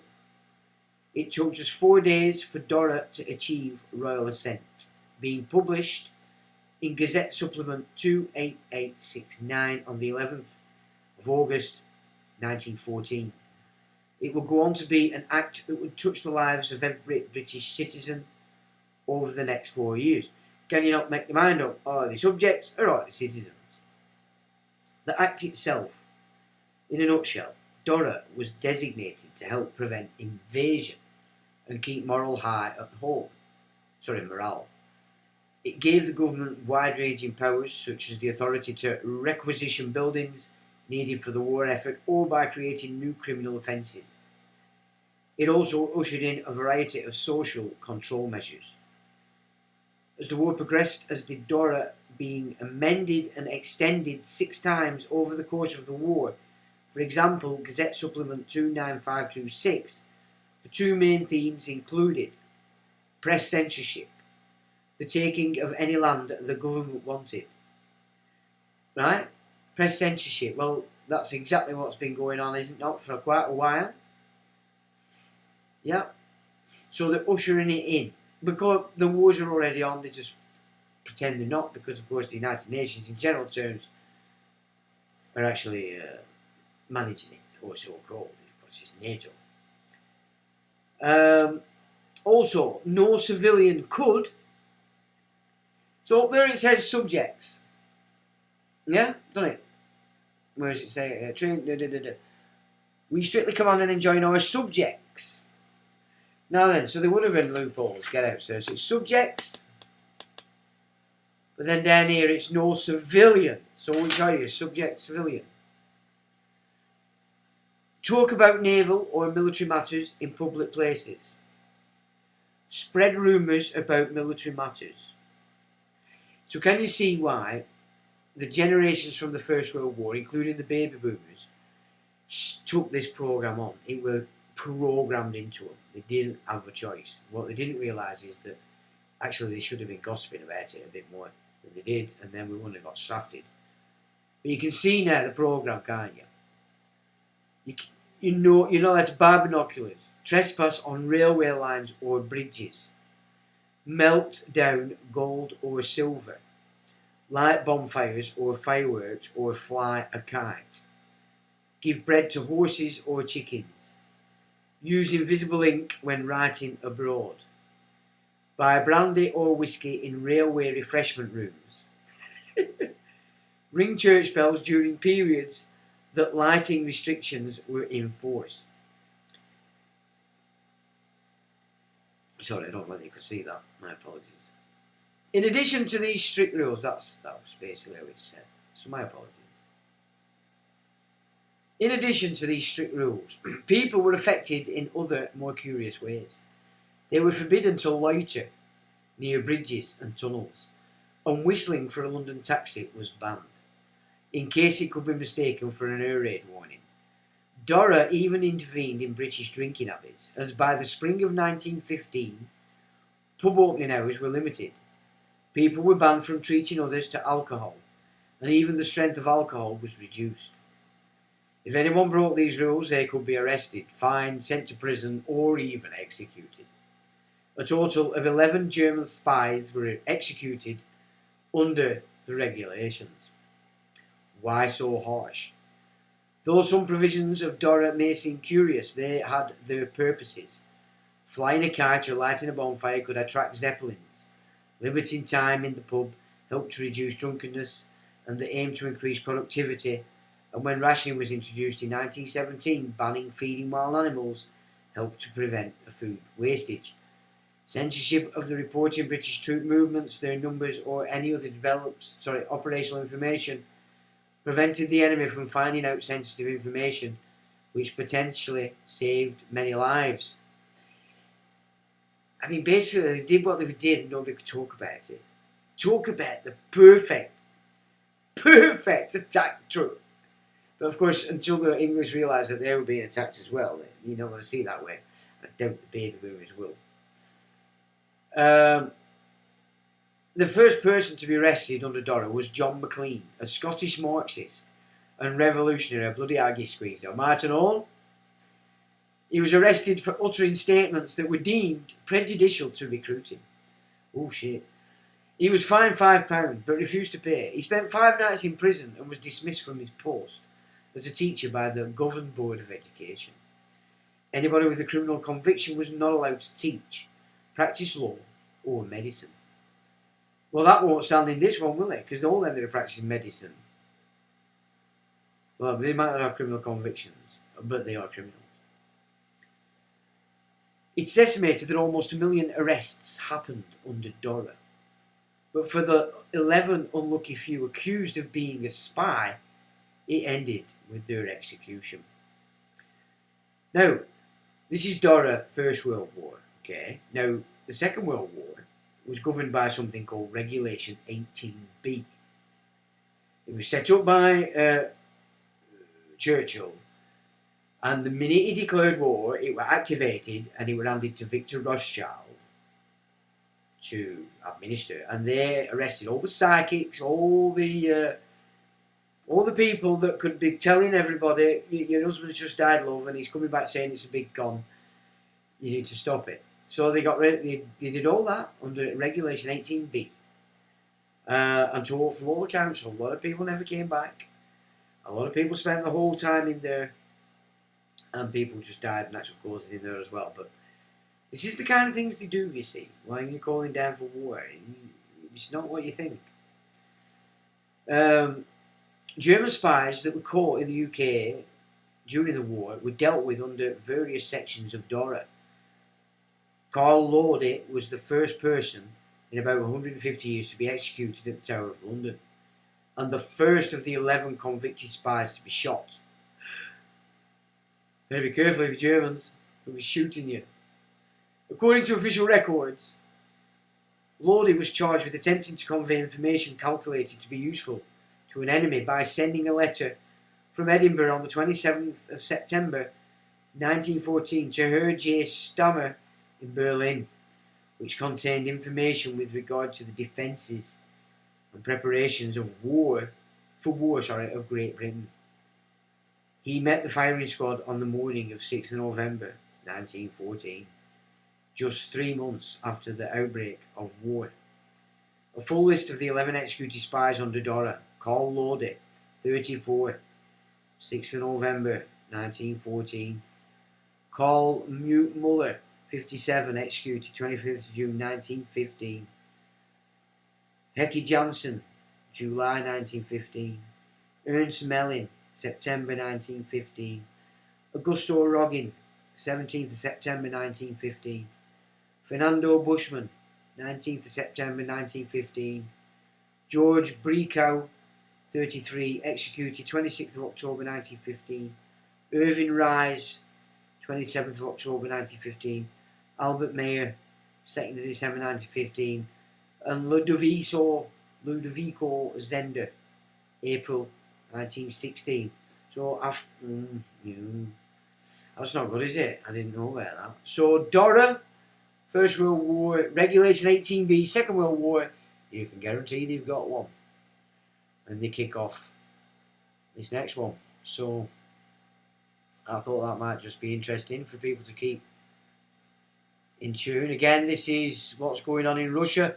They're always worth a read when I've put them up under, because it just gives you an insight that actually the same stuff's going on in Russia as going on everywhere else. And back to what I said earlier about what I've been looking at this week, it's so important. We're going to start to understand why this is the case. We're going to understand why there's nothing different about what's going on in Russia. And again, because they're all in it together at the top of this gig, and we're just getting shafted left, right, and centre, especially if they get us to war. Now, what else did I have in there?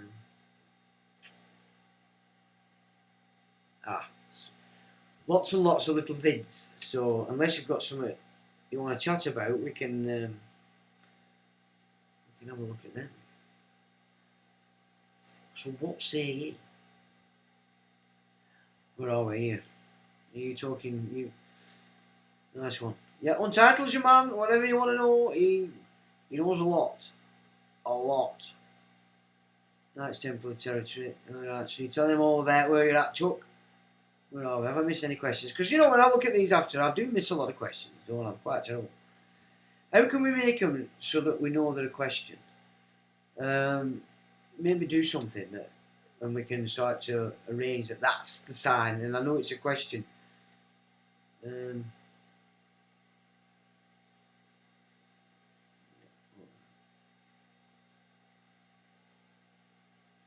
Script in the sickle. I mean, if you, from what I can gather, what's going on in Ukraine is absolutely outrageous. It's not good. And they're just basically killing Slavs, they're killing Ukrainians, they're killing Russians, and anybody else that's stupid enough to join in. It's killing folk, you know. They've expanded it now. Middle East, it's just getting bigger and bigger. You've got Alex Jones bigging it up. You've got Flynn bigging it up. And all this bunch of toss bags. Remember, these are your faces of the shilling. I mean, it's good practice to look at them and see where they're shilling. You can start to recognise how they shill. What do they not talk about? Again, he's like a similar kind of... He's framed in the same kind of game, client lists. Romanians are... I mean, it's an emotional cannon that they've set against him so that you'll love him all the more, like with Alex Jones. And Robinson's on Tate's client list. Going on about rape and gangs while operating for the same operation that these two operate for. And he has an island, and it has been suggested in the past that there may be things of untoward nature gone on. But what we do know went on there is where all the royals and the posh kids used to go for their orgies. And this is the intellectual bunch. Les Weinstein, Peter Thiel, you know, the Weinstein brothers. Intelligent, educated guys, but shilling. And they used to be on there's another guy who's quite an interesting talk show guy. But they're all showing the whole game is set just to keep it in line with what they want you to know and what they don't want you to know. And if those are the people you take all your thing from, you're going to be just sent just off track enough to not actually get to be in a position to do anything, say anything, just see what it is you need to see. It's helpful to pose questions and all kinds of easy spots. Yeah, actually, that's a good idea, Jace. Yeah, that's excellent. So, I mean, it does. I can see them play. It's hard. I know you probably don't understand it. It's just difficult. Because I'm also aware that you don't want me just stirring into space. I've got to sort of at least keep something moving, and you're very aware of that. So yeah, if there's questions, maybe just all cap it at some part of it, and then I can see that, and then I don't miss anybody out, because I do tend to, and I'm not being ignorant deliberately, it's just sometimes I just miss them. Try starting with the letter Q. Well, that may do it. If it works like that, it might. If it stands out, yeah, that'll be fine. I suppose it's a bit tidier, but yeah, maybe just something that I can see that whatever it is, and I can anyway. So we've got vids, some strange stuff, but there is a few I want you to look at, because this is what they're setting off right now. So this is the latest from Yuval Noah of the old WEF, and he's basically speaking about the biggest fear that they have is that AI, all on its own by itself, might start creating new bugs that kill lots and lots of people, just as his best mate wants. And this is, of course, in relation to this new X that they're discussing. It doesn't seem to be anything like there's anything there, but they're worried that AI, or at least this guy's worried that AI might kick it off and kill everybody. Does the PESCO agreement mean that nobody could be a conscientious objector to go to war? No, PESCO just transferred, right. So all the way through this EU gig, getting us into EU, we signed the common market, so we were in that way, and just more and more ECI, then we were in that way. But the one thing that they didn't sign was PESCO. So one thing that they wouldn't sign, which gives our military to the European Union. And the way that they did it is bring Truss in for 10 minutes, she does it all, gone. So they can bring Boris back, because he's not been shafted that way. He's still the warmonger, he's still the war, and that will attract the guys that think war is the answer to everything. I mean, down the line, they could be correct, and we all might have to start thinking about we're going to have to do some more. But we're not at that point yet. They're trying their best to get it going. They're starting to talk about shortages of recruits. So, it's going to be coming out on the game. Now, when you looked at that door that we just looked at, you can see that they've pretty wrapped it up that way, haven't they? Now, my grandma used to say to me, because I used to say to her, why did they all go? And she used to say, they didn't have a choice. So if you're looking at that door, then I can see that. And I know that there were a lot of propaganda before the First World War in order to get the Germans and the English to want to hate each other. So the jubilation thing is probably, I think, well, thank God for that. But basically the Rothschilds stopped the cutting edge engineering here, 1850s, and started to transfer it to Germany, which then started, and so they didn't upgrade the British engineering tech. That were all being given to the Germans, and this is what created, because obviously then they propagandised it to suggest that the Germans were in competition with us, when really what were happening is the Rothschilds were just transferring all the engineering expertise to Germany, and then it gave us they were one of the main psychological mindsets that actually allowed them to get that First World War going, or to get Germans and English to fight each other. Sad and silly, really, but it does seem to me that from 1850 they'd activated this reset rig. I mean, and that's a long time, 50 years, isn't it? Up to 1900 of them playing this that we're now experiencing. perhaps in a slightly different way, but it's still the same thing, isn't it? So this guy, in fact, I tell you what, we'll not put him on because it could bring some. But that's basically, they're discussing this, but AI seems to be what they're bothered about, in truth. So, really, oh, I know what I've done. Now this is what they're setting off now. This has gone live, right? Now that's a green laser from a plane. Now it's probably scanning something. What the? That's probably actually scanning, I would suggest. I don't know, but you know, we've got to start expecting these strange lights, strange things happening, because this game has actually now gone live. So that's a green laser. I'd suggest they're scanning.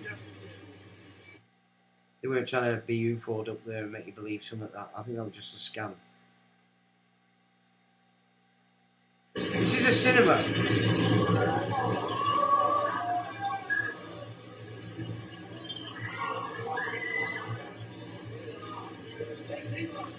It says you can feel the heat and smell the flames, but it's a hologram.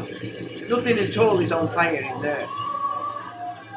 So you can see how real this is going to come across, can't you? But you can feel the heat. And you're running off like a madman. You might end up thinking that were real, but yeah. So this is the strength of these holograms, this tech that they've got going on. I mean, it's really, if you're not savvy with Bluebeam, so many people are going to get liked by this, by whatever means it is they want to persuade for. And obviously then you're going to get the image, the holographic image that will work. And look at this, oh no, don't do that. Okay, so they've removed that one. That were holographic spectacle in Madison Square Garden. There is actually a chance you might have seen that at some point. It's where it comes out in Madison Square Garden from a big sign. This is another. I mean, look how real that looks. That is phenomenal, isn't it?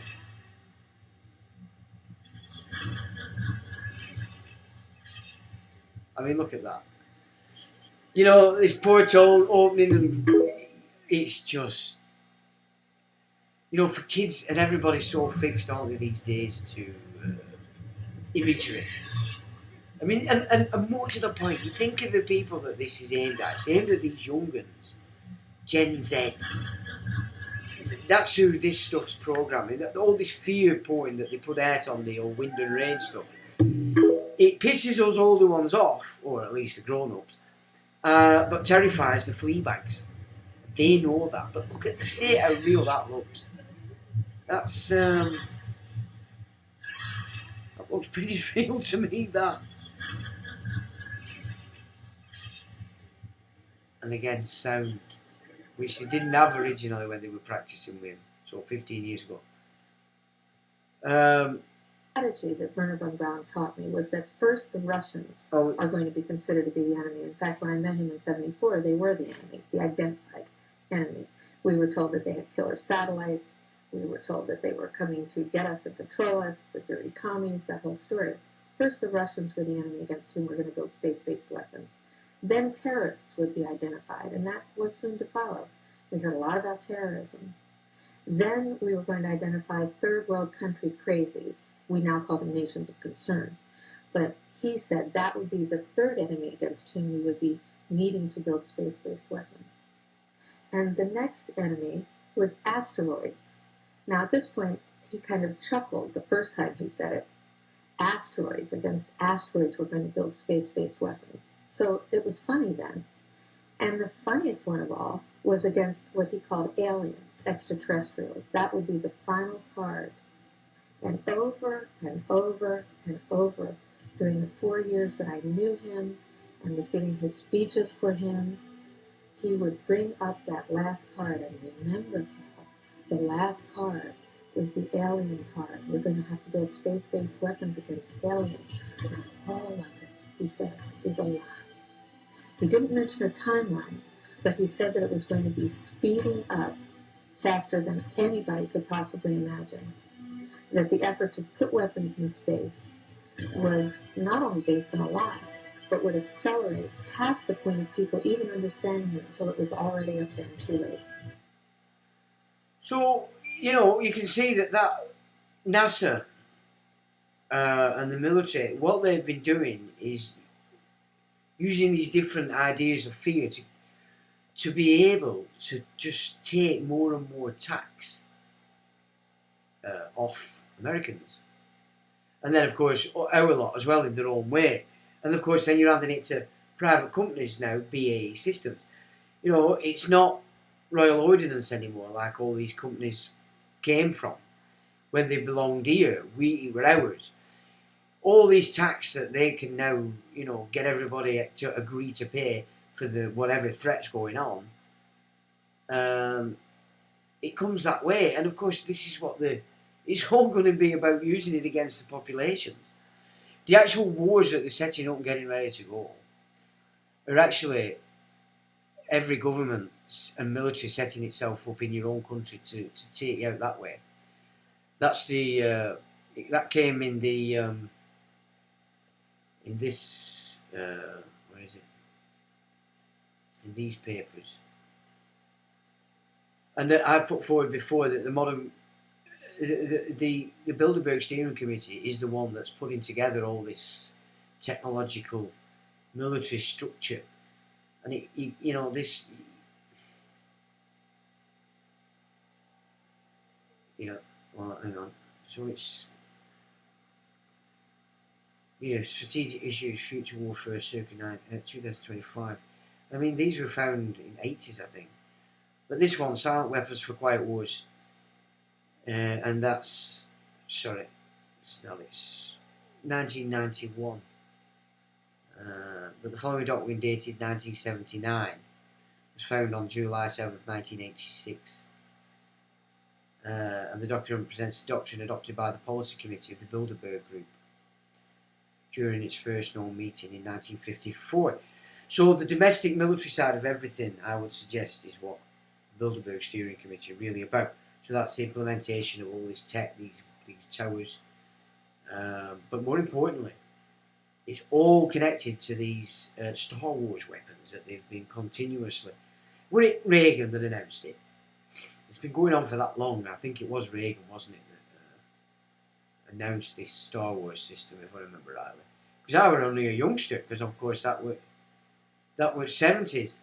So, I mean, let's get an insight. How are they going to expand this war? I mean, because it's our soldiers and our sons, if they can get conscription. They're talking about nobody signing up. They're reinforcing this idea women can join. It's not going to be immigrants, is it? They're aiming intentionally at the native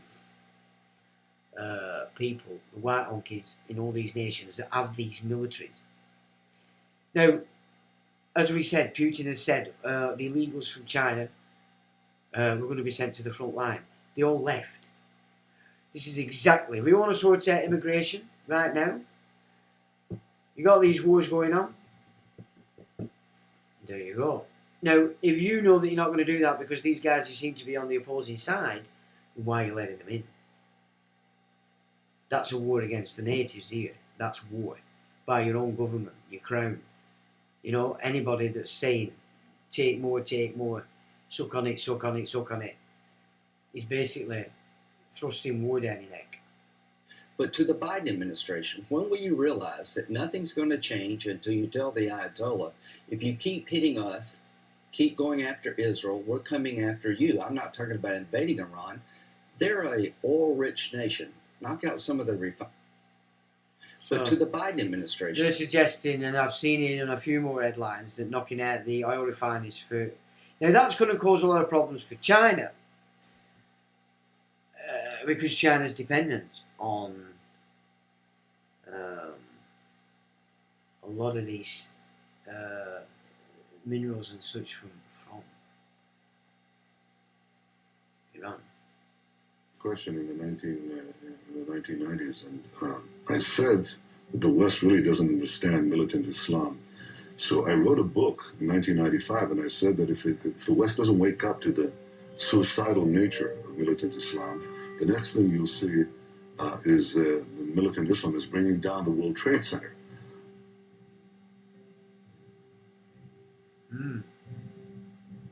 I said that the West really doesn't understand militant Islam. So I wrote a book in 1995, and I said that if the West doesn't wake up to the suicidal nature of militant Islam, the next thing you'll see is the militant Islam is bringing down the World Trade Center.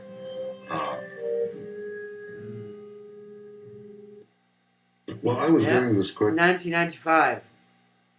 And as we looked earlier, he's also saying that America's just there to be sucked dry.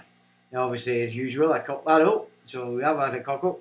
I didn't get to read it all, but obviously, if that's of interest, you can always go back later and seize it.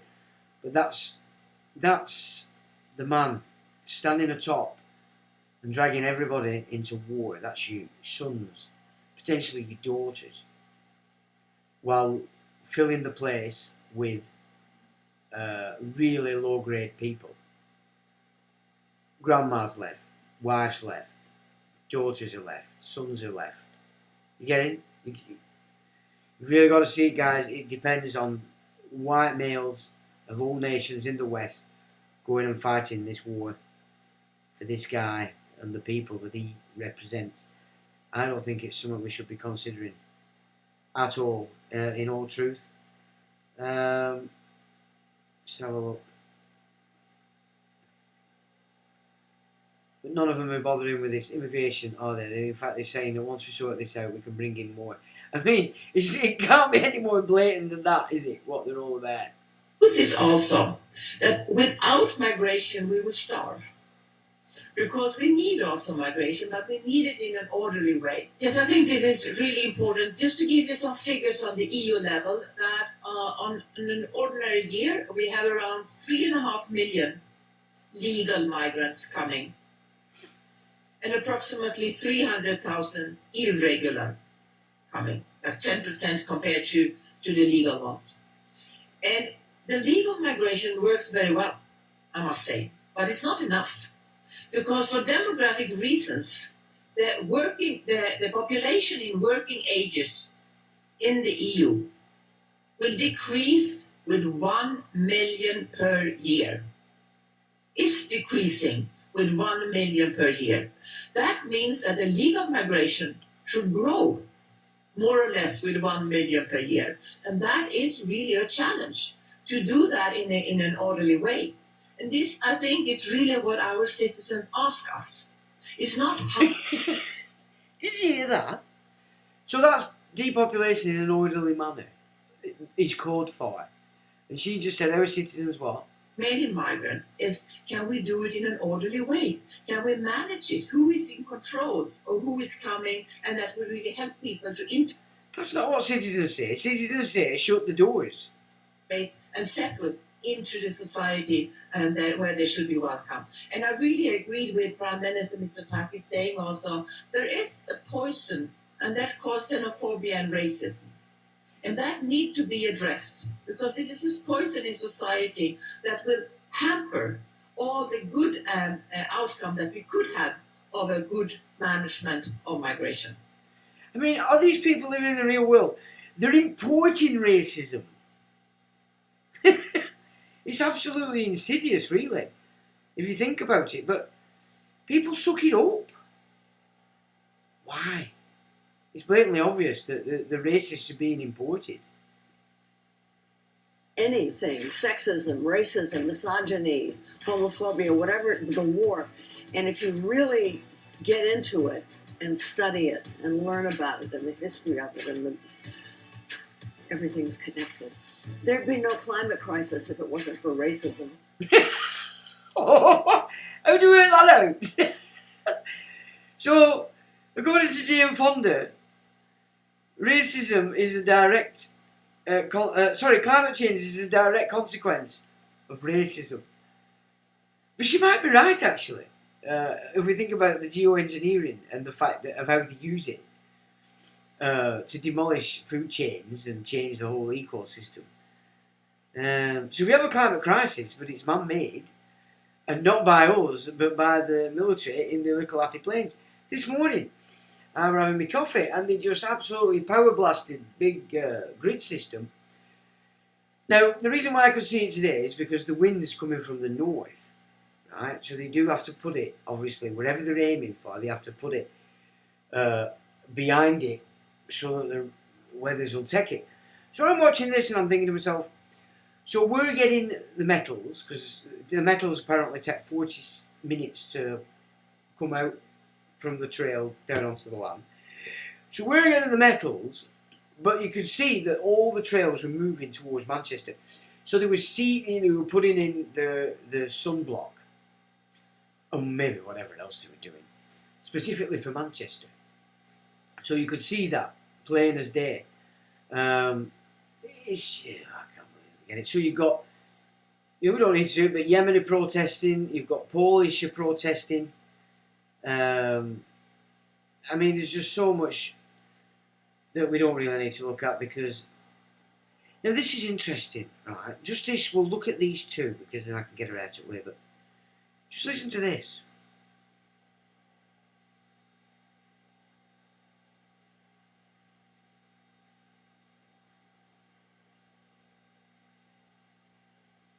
Old and somebody, Right. it feels good. I mean, if you're 7 years old and somebody, which I was trying to say this to my friends who had children, you're 7 years old and someone is stroking your penis, it feels good. Even though you don't have a name for what that is, it feels good. And when I first said this years ago, people were like, you're crazy, because everybody wants to believe it's like sexual assault and you're being thrown up against the wall and you're being raped. And I have said for years, if the abuser is any good, it feels good. I mean, if the abuser is any good, and that is so topsy-turvy what she said there, isn't it? How good is it possible that she's managed to stay in the gig for so long with stuff like that having been said quite a long time ago? Maybe this is why. Because this is strange as well.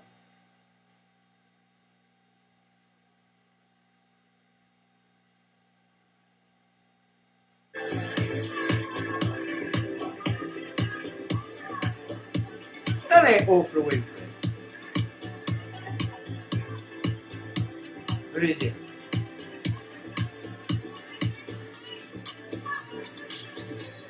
It's like they're replacing loads of people. I mean, of course that's conjecture, but you don't go from a big fat Lloyd ass to that as you're getting older, surely not. There needs some investigation on ears, nose, eyes, lips and everything by people better qualified than me, but... And I'm seeing this with so many different personages that are in the gig. They just seem to be not the same person anymore, and I don't know, is it clones? Have they got twins? Because Mengele were obsessed with twins. Obsessed with twins, that was his main thing. And I'm wondering if so many of these players that we've had since maybe the 50s, or maybe even the 60s, let's say, people that specifically have twins. Which, if that's the case, why would they do that? Well, they want to...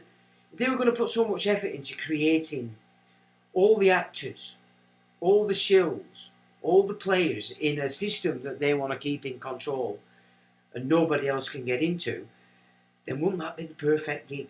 So that you're playing with people for their entire life, the lifetime actors. And if it goes wrong, you've got the twin.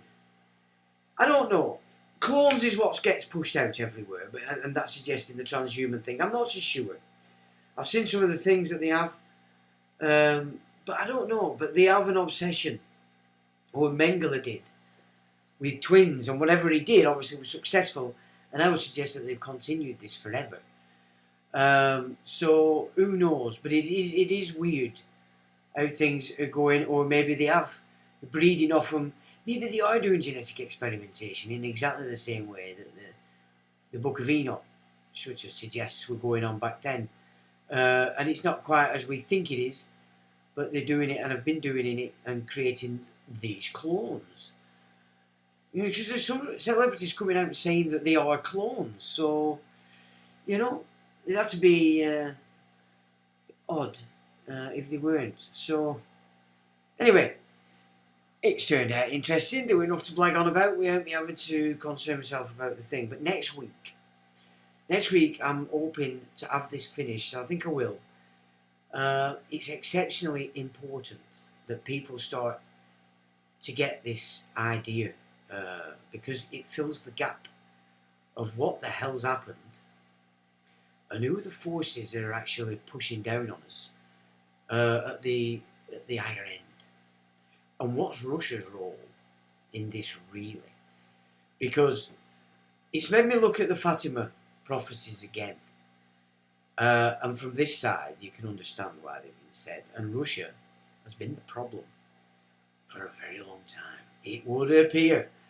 And with that, ladies and gentlemen, I am going to say, have a good week. Thanks for joining, mods. Thanks for taking part and being there. Have a good week. And I'll say, till the next time.